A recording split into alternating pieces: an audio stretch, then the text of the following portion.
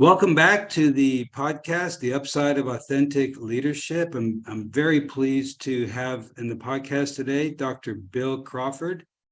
Dr. Crawford has been the TEC Candidate Speaker of the Year in 2016. He was the Vistage Speaker of the Year in 2019. Dr. Crawford holds a master's degree and a PhD in psychology from the University of Houston. He is also a licensed psychologist, author of 8 books, and an organizational consultant. Over the past 30 years, Dr. Crawford has created over 3,500 presentations for organizations such as T-Mobile, Shell, the American Medical Association, Vistage, and many other companies, both nationally and internationally.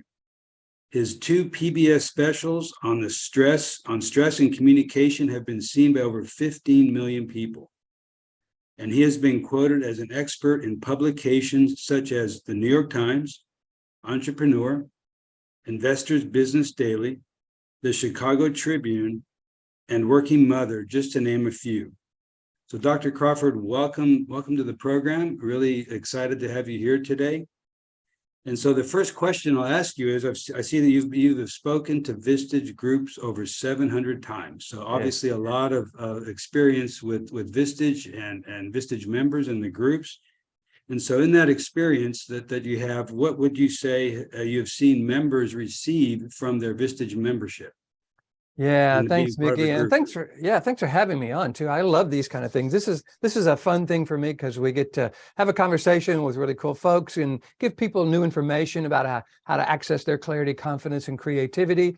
And one of the things I've noticed about Vistage is it's a place of perspective. People join a Vistage group to get perspective. They want to get perspective from the chair, who's a kind of a coach for them on a one-on-one basis from time to time. They want to get perspective from their group members who maybe have gone through similar situations and can give some feedback and some advice about how to deal with things. And of course, they bring in content speakers like myself to a perspective on branding and dealing with stress and dealing with difficult people and getting people to listen and all the things that leaders need. And I've just really been amazed at the quality of people within the group and what they talk about. You know, when someone says, "Hey, what have you gotten from this?" They just go on and on and on and on, because it's a unique experience that I think can be really valuable for people.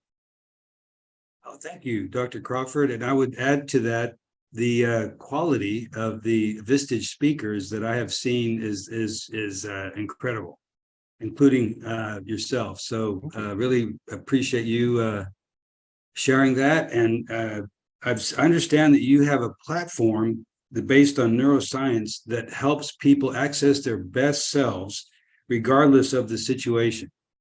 Can you tell us some more about that? Yeah, you know, when I got my PhD, I said, okay, Bill, you've learned a lot of cool stuff, but how can you put it into a philosophy or a system, a framework that people can understand really quickly and implement really quickly? So during my PhD, I was taking a course called The Biological Basis of Behavior. And I learned that everything we think and feel and do and say, how we react to others, how others react to us, all has to do with how the brain processes information.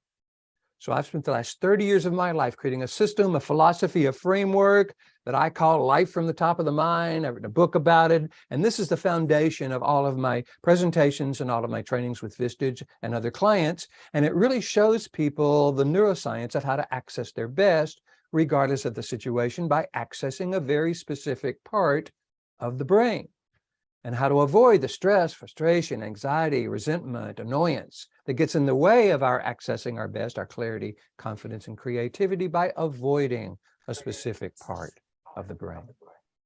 So yeah, in my experience as a CEO, stress, right? The high expectations, dealing with difficult employees, you name it. Any number of things can create a tremendous amount of stress on the leader. And so I'm really interested to hear more about how in those moments when you have multiple, I call it whack-a-mole, it's a game, a children's game. And so you're whacking the moles as they come up, unexpected things and negative surprises and whatnot. More about how that leader in that moment, as he's dealing with yet another situation, can access his best self and not fall into the tendency to, as you say, get frustrated, short answers, and turn off employees, discourage employees, etc. Yeah. There's a quote that I love and I use in my book and my seminars. It's from Albert Einstein. It says, problems cannot be solved at the same level of awareness that created them. So my goal is to help people raise their level of awareness about three things. I call it the what, the why, and the how. What's really getting in the way of our clarity, confidence, and creativity? And I show them a new perspective on that, why that's happening. And then I go into the neuroscience around that, and then the how. I give them real specific things to do immediately, this afternoon, tonight, tomorrow, at home, at work, that will allow them to access their best. So the what is, okay, most people are really good at accessing their best when everything's going great. But you're right, when we're dealing with those difficult people, difficult situations, supply chain issues, whatever that's going on in a leader's life, that's when frustration, stress, annoyance, anger, resentment gets triggered. So I start off by saying, okay, what are your triggers? And I get people to write down, okay, it's when people aren't being this way or not listening or not taking accountability or just dealing with traffic or my kids or my spouse, whatever. And they write down their triggers. And I say, okay, when we're dealing with those triggers, how we found ourselves reacting in the past that we want to have more influence over in the future. And they say, well, I got stressed, I got frustrated, I got angry, I got resentful. So now we've got a good experience of what's going on. But what's important about that, it's not just that we get triggered. Because if we just got a little stressed and we could flip up to clarity, confidence, and creativity, where's the problem? I think the problem is the reaction makes the original trigger seem worse, which triggers another reaction and worse and reaction and worse. And we find ourselves caught in an ever-escalating cycle of trigger and reaction and trigger and reaction.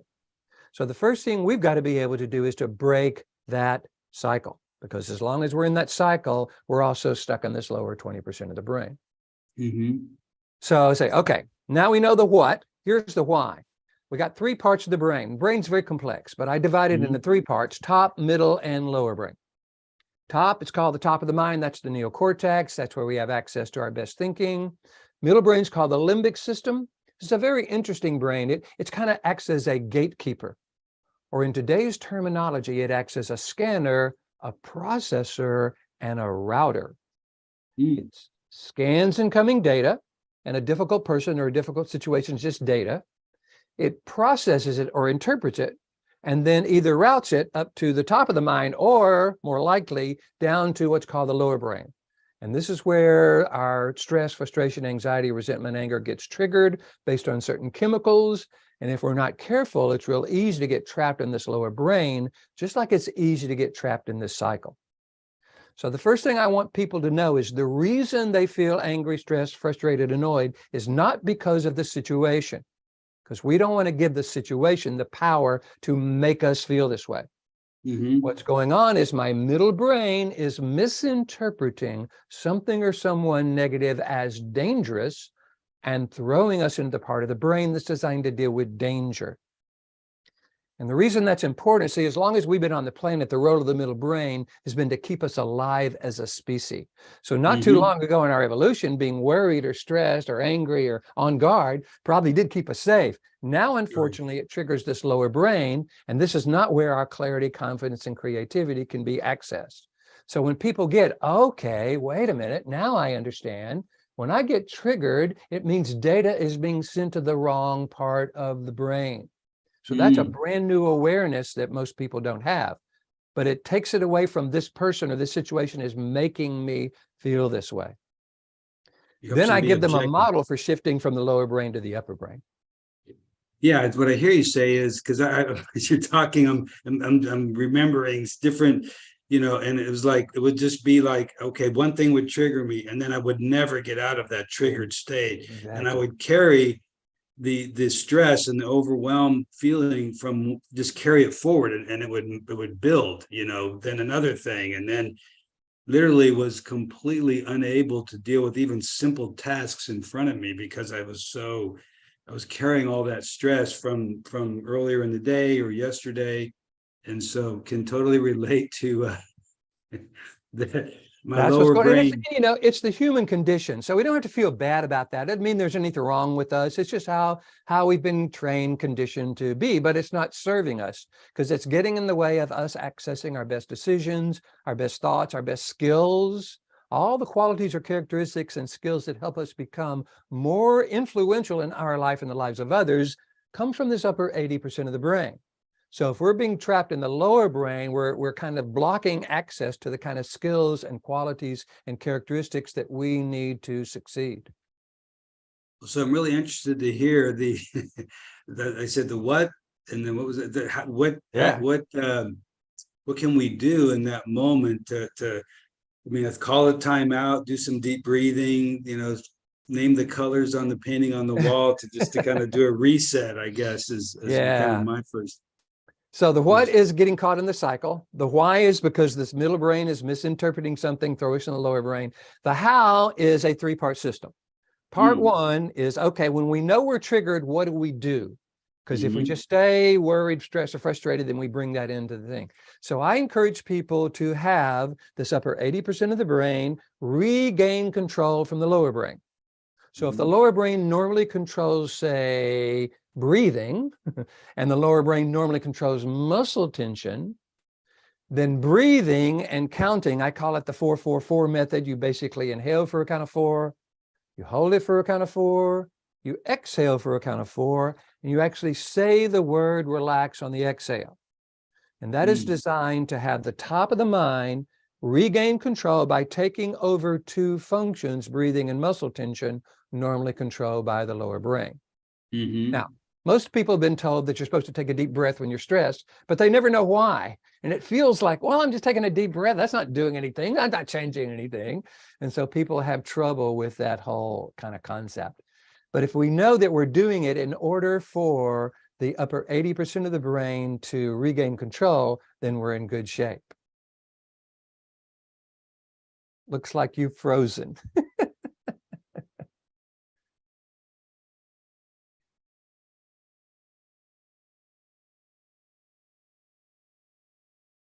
And since you are the host, I'm thinking it has frozen.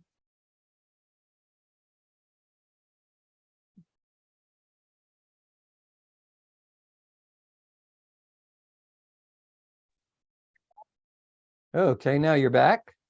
Yeah, sorry. I don't know. I was hoping it wouldn't happen. It's been a while, but if it happens one more time, then we'll just. Okay. So you were talking about the why the breathing. Yeah. So the reason that we take a deep breath, and by the way, I encourage you to count while you're doing it because there's only one part of the brain that can count. If you ever find yourself dealing with someone who's having a panic attack or an anxiety attack, ask them, and they want you to help them, by the way, ask them to count backwards from 100 by 2 or 3, because there's only one part of the brain that can count. And as they get to the mid 80s, certainly the mid 70s, you're going to notice a change in their demeanor. So we're not counting backwards from 100, but we're going inhaling for a count of 4, holding it for a count of 4, and exhaling for a count of 4. And that is, I call the 4-4-4 method. It's what the Navy SEALs use to refocus, regain control. And the reason it works is because it's having the upper 80% of the brain taking over two functions, breathing and muscle tension, normally controlled by the lower brain. But that's just the first 2 steps of the model. That makes perfect sense. I mean, it's simple, easy. You don't have to pull out anything or look on your phone. It's easy to remember. Now, some people say, so wait a minute, Bill, are you telling me in the middle of an argument, I'm supposed to go, wait a minute, I've got to breathe and count and blah, blah, blah. I say, no. This is not what you do in the middle of an argument. But let me ask you a question. Have you ever gotten an email and been triggered? Of course, people say, well, yeah. Ever gotten a text message and been triggered? Ever been in traffic and been triggered? Ever seen something on social media or cable news and been triggered? So there's a lot of times when we're triggered when we're not face to face with someone. So this is where we want to start practicing having the top of the mind regain control so that when we're with someone, we don't have to go through the whole process. We've got it down by that time. Yeah, it makes perfect sense. And even in a face-to-face situation, you can excuse yourself to go to the restroom or that's right. something to say, time out, I need to take a I always You say triggered me. diarrhea is the perfect excuse to leave any conversation you're ever in for the rest of your life. You know, all you got to say is, oh, I'm sorry, I got to go to the bathroom. Nobody's going to say, oh, no, you stay right here. So that way you can go do the breathing, come back, and you'll be in better shape. Love Now, it. that's I the think first that's two steps. There are three more steps to that getting to the top of the mind. Want me to go through those? please, All right. yes, by all means. Because a lot of people go, yeah, breathing, that's great. But a lot of people have tried the breathing and it works for a little bit, but then here comes that anxiety. People said, okay, I've tried the breathing, but it only works for a little bit of time. And the reason is it doesn't solve the problem. It just it kind of puts a pause button over the cycle, but it doesn't break the cycle. In order to break the cycle, we got to move past the focus on the problem and go into a focus on the solution. So the B and the R is the first part of the model. A is the third step. And the A stands for ask. And here you want to ask a question about the solution in the future, not about the problem in the past, and a question that you can influence. So the question I like is, okay, how would I like to be feeling right now? Or if I were teaching someone I love to deal with this difficult situation, what would I want them to learn? So if I want to be, say, clear, confident, and creative, okay, that's different than stressed, frustrated, angry, and annoyed. So it's kind of a very different mindset.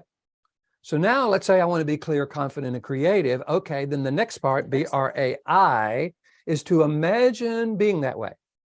So who am I when I'm clear, confident, and creative versus stressed, frustrated, angry, and annoyed? What's my tone of voice like? What's my body language like? How do I help people? How do I talk to people? You want to be able to imagine doing that. And the reason you want to do that is because the brain doesn't know the difference between a real and an imagined event. So if you can imagine yourself feeling clear, confident, and creative, the brain starts triggering chemicals, mostly serotonin and endorphins, that actually change how you're thinking and feeling. So the breathing and the relaxing and the asking and the imagining are BRAI. And then the last part of the model is to notice the change. How do I feel differently having gone through these 5 steps than I did at the very beginning? So BRAIN spells brain, because I like my models to spell things. And so the model for shifting from the lower brain to the upper brain is one that actually spells brain. Wow, that's so. In the imagining, you want to visualize it. You want to make it as real as possible, right? Yeah. Imagine yourself talking. Needs to be almost a very visual and auditory. You want to hear it and as much as possible, I imagine, so that really is takes hold and it seems very, and it, as you say, to your brain, it's real. When it's I'm doing real. my seminars, I encourage people to imagine biting into a lemon, and I take them through the whole thing. And at the very end, people are going, so they're having a chemical reaction. The saliva and the muscles is a chemical reaction in their brain and body, but based not on what they held in their hand, but what they held in their imagination. And they knew they weren't really biting into a lemon, but their body reacted chemically as if they were. And what that tells us is the brain and the body will react chemically to any image we hold in our mind, whether it's happening or not. That's why we want to be very purposeful about what we're holding on to. If we worry about something that isn't happening or we can't do anything about, the brain thinks it's happening right now and triggers the same kind of chemicals it would be triggering as if it were happening. So that's a really important component. So in terms of implementation, I'm sure you have a lot of experience watching and seeing people apply the brain, your brain technique, and how hard is it? Does it take them? How much practice? How much is it easy to implement and put into practice? To me, it seems like it is, but it is. The good news is it's very easy to do. The bad news is it's not a habit, and it's new and it's different. So people have to make a real commitment to the next time I feel triggered and I'm not in the middle of a conversation like email, text, traffic, whatever. I want to start practicing the brain model because we got to go through it enough. Now, once you get good at it, which really don't take that long, you can go through it in as little as 30 seconds. So it doesn't take that long.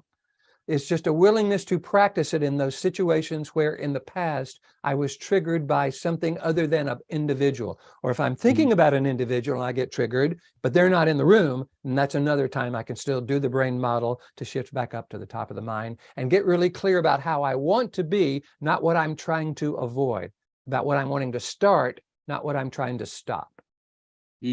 So yeah, so even maybe I don't have a lot of experience with my top of brain self, but I want to imagine Mickey really, being clear and concise, showing up in a helpful, constructive way, not in a meltdown. As for me, the thing that I always, the way that shows up is overwhelmed, and I feel like a deer in headlights. So I'm sort of almost zombie-like if it's really hard. So that overwhelming feeling is what when I think of first when I imagine myself in my, not my best self, but maybe my lesser self. Sure.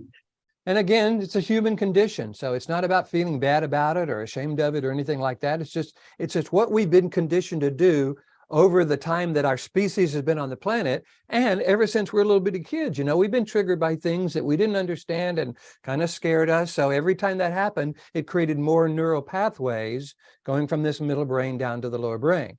So what we want to do is get to the top of the mind so that we can start to rewire the brain and create more neural pathways going from this middle brain to the top of the mind versus the middle brain to the brainstem. So do you see that over time it actually, in recovery we have an expression, first thought wrong, which is usually because boom, it's going right to the lower brain, fight or flight. I need to protect, get defensive. The lesser self rules the day. But over time, you actually condition that maybe even that first thought or that first response over time is more and more up to the higher brain. Yes. In fact, there's a part of this, when I talk about this in my seminars, in my book, there's a thing that I encourage people to do that will actually have them rewiring the brain in as little as, say, 2 to 4 months, which in the grand scheme of things isn't that long. And what the key here is to, once you get to the top of the mind, you know what that looks like and feels like. Now the key is to start going into life already in the top of the mind versus going into life worried or stressed or anxious or frustrated or even neutral. Like, you're going into your drive to work rather than going, oh man, here I'm getting into traffic again. It's going to be terrible. That's already, you're already in the lower brain. So now if anything happens, it's real easy to get triggered. But if you're going into traffic in a way that if your kids were sitting in the back seat, you would want to show them how to deal with traffic. It's what would I teach to someone I love? Or from a leadership perspective, what if everything I was doing was being recorded on film or videotape or something like that, and then was going to be used as a training film for everybody in my organization and my family? Well, how do I want to show up? What would I want them to learn? So the more we go into situations, like you wake up in the morning and you go into the morning very purposefully, you choose 2 or 3 qualities or characteristics, and you practice those all morning. Then around lunchtime, you stop, do the brain model, choose 2 or 3 qualities or characteristics, and go into the afternoon practicing that. Then somewhere on the drive home between afternoon and evening, you stop, you reboot, do the brain model, say a prayer, whatever, take a walk around the house, and then ask yourself the question, okay, what are the qualities or characteristics I want to bring into the evening? So we're going into each part of the day already in the top of the mind. Do that for, say, 21 days, 2 months, and that is going to create enough neural pathways for it to start to become easier. I've heard this phrase or this expression, plasticity of the brain. Yeah, neuroplasticity. It means, neuroplasticity. It's hard to say. Whatever, you said it right, Yes, probably. But yes. and so basically, then somebody who may be a negative person or a grouchy person can actually change their wiring in their brain so that their initial reaction to things is different. That's encouraging, because I think people get stuck in especially as we get older, as I get older, mindset of, well, that's just the way I am. What you see is what you get. And what I hear you saying is that's a lie. That's not true. That's the beauty of neuroplasticity. It means the brain is always rewiring itself. A long time ago, they thought the brain stopped growing and changing at around 25. And now they've discovered with MRIs and brain scans that nope, it's always creating new connections, new neurons, new things. So we want to influence that rewiring process so that we're able to access our best. And part of that is knowing what our best looks like and being able to go into life, into the morning and the afternoon, the evening, going into meetings, going into phone calls with clarity about the qualities and characteristics we want to bring to that situation and making that the most important thing we do. I call it our highest purpose. For a while, Right. defining who we are in a way that we would teach or recommend to someone we love, it has to become one of the most important things we do, because otherwise life will start to become more important than who we are. And we can't control life, but we can influence who we are. And if we Hmm. get good at it, that will then allow us to influence life in the way that is more successful. Yeah. Well, and one thing that I think of as you're talking is self-care, the importance of setting myself up for success, getting enough sleep, exercise, eating, so then I have the even the thought, at least starting to implement what you're describing and have, I want to show up better. I want to be a more effective father, husband, business owner, CEO, whatever, in all aspects of my life. But for me to even have that first thought, I need to be in a good place, physically, mentally, emotionally, spiritually. Yeah. There's a quote I love. By the way, I have a YouTube channel. It's got about 500 short videos on there. I Mm. post one every week and I just hit 1 million views. I'm really jazzed about that. Oh, wow. And one of Congratulations. them, thank you. One of the videos and one of the quotes says, "You can't serve from an empty cup." And unfortunately, most of us have not been trained or modeled to take care of ourselves. We're pretty good at taking care of others. We know what others need to do, get some sleep and take a vacation and get a massage and all that kind of stuff. But we're not good at taking care of ourselves. In fact, we've been taught that if we take care of ourselves before we take care of others, well, that's selfish and that's bad. But the truth is, until we are able to bring our best to the situation, we're not going to be able to serve those in our life that look to us for leadership or inspiration or safety for that matter. So it is that willingness to really look at, okay, am I willing to take care of myself like I would take care of someone I love?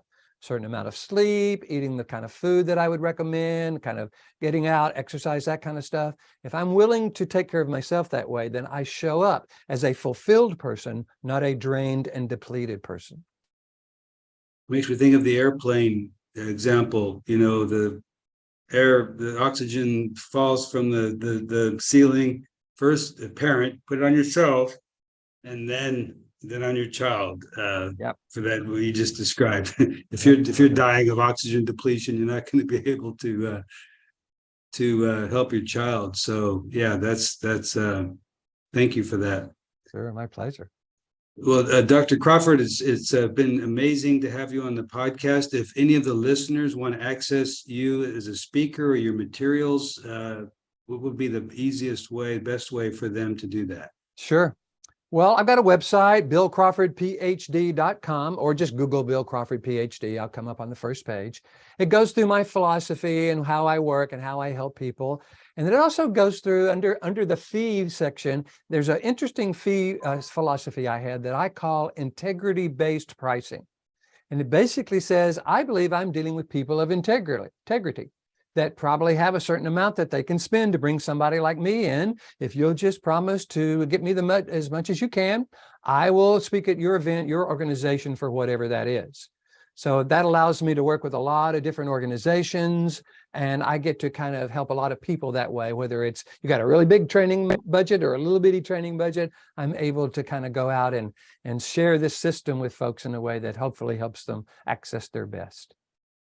Well, that's amazing. That's very uh, thoughtful and considerate of you to do that. As I think that you're, of course, people who probably could least afford it are many times the ones who need it the most, right? Absolutely. Yeah. It's the lowest. And I get to do what I love to do. I call it, every time I do what I do, I call it getting paid to do what I would pay to do. So this is always fun for me, as it has been today, by the way. Well, great. Thank you very much, Dr. Crawford. I wish you well. Happy Thanksgiving. And we'll be, thank you everybody for joining. This is the closing. I'm a little awkward here, but That's okay. oh, yeah. Thank you everybody for joining, and look forward to seeing you next time. Thanks, Mickey. Take care. Happy Thanksgiving to you as well. That was great. I tell you what, so I've done a tremendous amount of therapy myself, and that I used to have to wear a heart monitor, Mm-hmm. and if my heart rate goes up above 100, that's I get alarm sounds, timeout. I gotta, and so I've done the breathing, and then but not in the 4 in, 4 out, and imagine and the 4 out. What did you said the word? Yeah, so it's the brain model. So breathe, relax, ask that question, how would I rather be feeling? Imagine feeling that way, and then notice the change. So that's the brain model. Right. So that's I like the acronym because it makes it easier to remember and access. And I tell you what, this is like this today. I feel like I should be writing you a check. For Don't worry about it. well, no, but my wife. We of course trigger one another, and as husbands and wives do. But learning how to, because as you say, it can just especially in a conversation, if both people are in that lower brain, I've been taught in those situations to actually call a timeout, give me a few minutes, let me step away and do a reset so I can not be in that fight or flight mode and death spiral. Exactly. And the fact that you and your wife can do that is kudos to you and your relationship, when you recognize, if we just keep talking, it's not going to solve any problem. We're just going to say things we're going to regret later. Let's take a time out, come back, and recognize that the only reason we're together is because we love each other. So that's got to be more important than whatever issue we're talking about here. Right. So it's been very helpful to me. Just hearing this is one cool thing about Vistage is I'm always exposed to things that are, as you said, I would doing things that I would getting paid for things that I would pay to do. Exactly.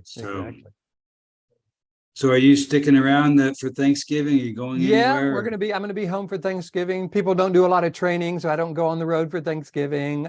Week after, I'll start back traveling and doing presentations. But yep, this will be nice. Well, I would definitely recommend you. Recommend your books and you as a speaker to.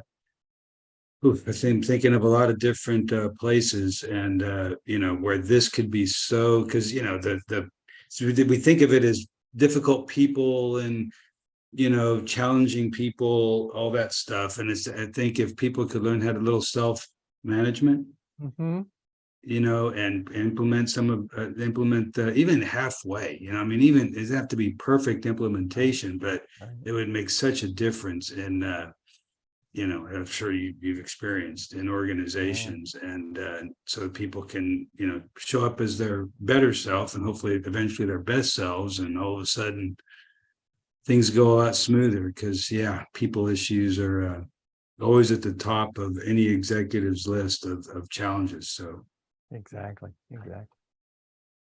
Well, have a good Thanksgiving, and thank you again, Dr. Crawford. It's been a pleasure, and I will. So I just said send you an email, or what's the best way to if I think of a group or someone I could recommend you to, just by email. Sure, absolutely. That's a good way to do it.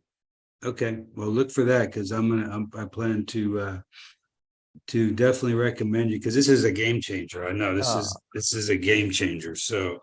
Thank you. And I know Shanna and all the folks are trying to find a time for me to come do something with your group. It's just that as speaker of the year, I'm so booked, in 2023, but we'll figure it out. It's a high class problem, as we say. It is, right? I love it. It's a good problem to have. Yes, it is. Yeah. All right, Dr. Crawford. Thanks again. My pleasure. Take care. You too. Bye-bye. Bye-bye.